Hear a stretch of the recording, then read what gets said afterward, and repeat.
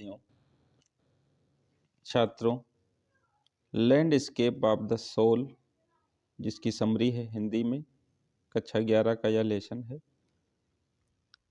ये कहानी शुरू होती है कुछ इस प्रकार से।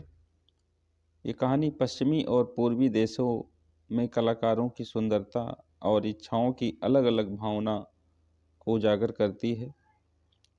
वे अपने काम में आध्यात्मिकता की गहरी भावना पैदा करते हैं, अध्यात्म लाना चाहते हैं, जो इसे जितना दिखता है उसे अधिक वास्तविक बनाता है। लेखक ने अपनी बात को साबित करने के लिए 3 कहानियों का उल्लेख इसमें किया है, जिसमें 2 चीनी लोक कथाओं पर आधारित हैं और एक बेल्जियम से है। Landscape of the soul story first in Hindi. पहली कहानी सम्राट के शासन में ऊ डाओजी नामक एक मध्यकालीन चीनी कलाकार के बारे में है। वह रीजेंट द्वारा अपने निवास की दीवारों को पेंट करने के लिए कहा गया था। उन्होंने पहाड़ों, नदी, तालाब, बादलों, वन्य जीवन, लोगों आदि की एक सुंदर मध्य रेखा को चित्रित किया है। शानदार काम के लिए पहाड़ों की तलहटी में एक गुफा चित्रित की गई थी।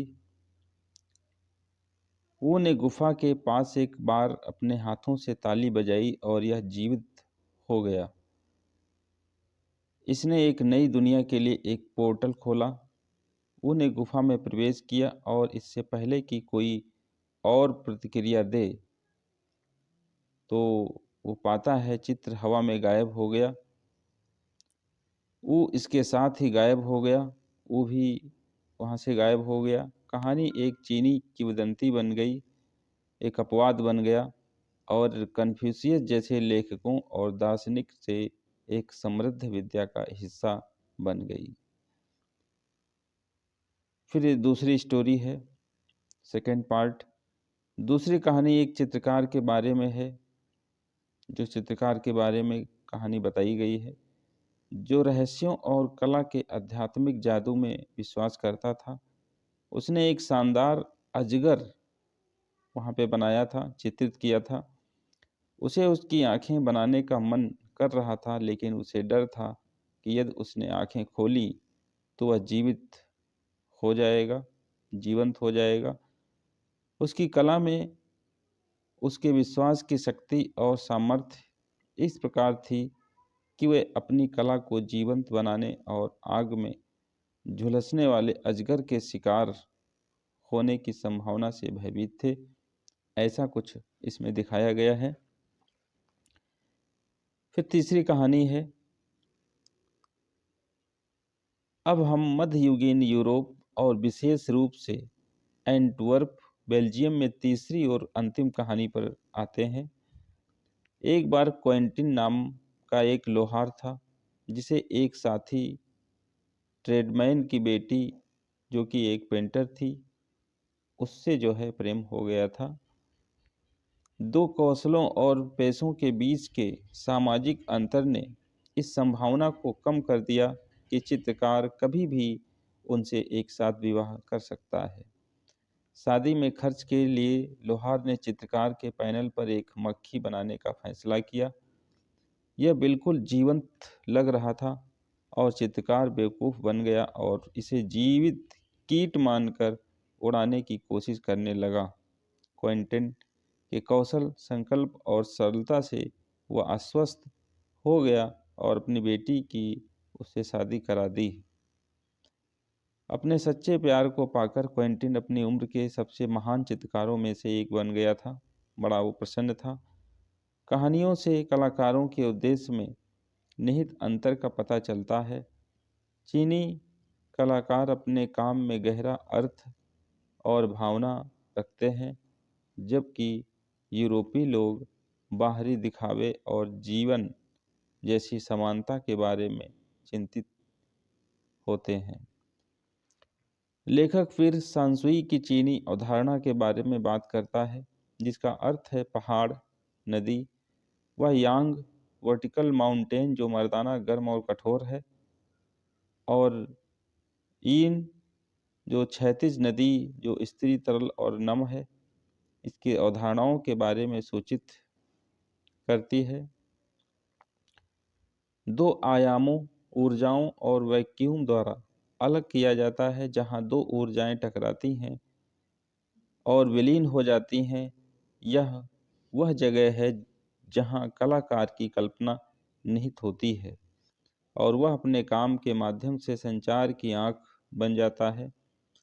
अंत में पाठ उन कलाकारों के बारे में भी बात करता है। पाठक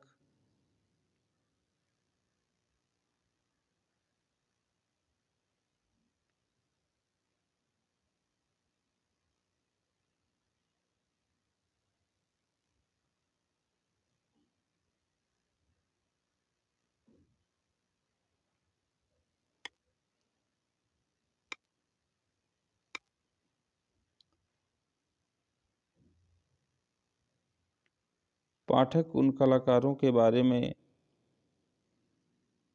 भी बात करता है जिन्हें प्राकृतिक रूप में उपहार मिला है और वे औपचारिक प्रशिक्षण और सबक प्राप्त नहीं करते हैं। कलाकार सहज होते हैं और उन अपरंपरागत अपरंपरागत तकनीकों का उपयोग कर सकते हैं जो तैयार किए गए कलाकार नहीं कर सकते। नेक चंद द्वारा विकसित चंडीगढ़ में रॉक गार्डन का उल्लेख करते हुए लेखक ने इसे टाइप किया।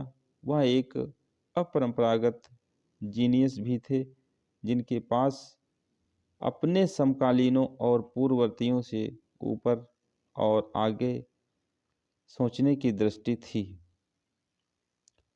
कुछ लेखक के बारे में इसमें है।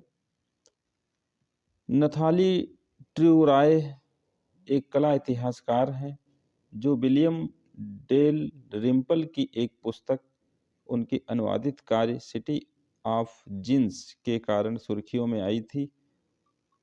वह भारत में बेल्जियम के राजदूत की पत्नी है। उन्होंने अपने पति के साथ दुनिया के विभिन्न शहरों की यात्रा की है।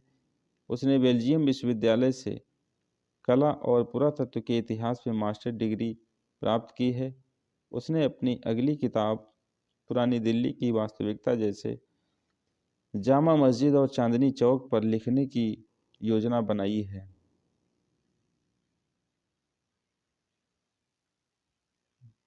ये है लेसन कक्षा 11 का, जिसका हिंदी सारांश इसमें बताया गया है। 3 पार्ट इसके हैं कहानी के, इसमें जो हिंदी में इसमें बता दिए गए हैं।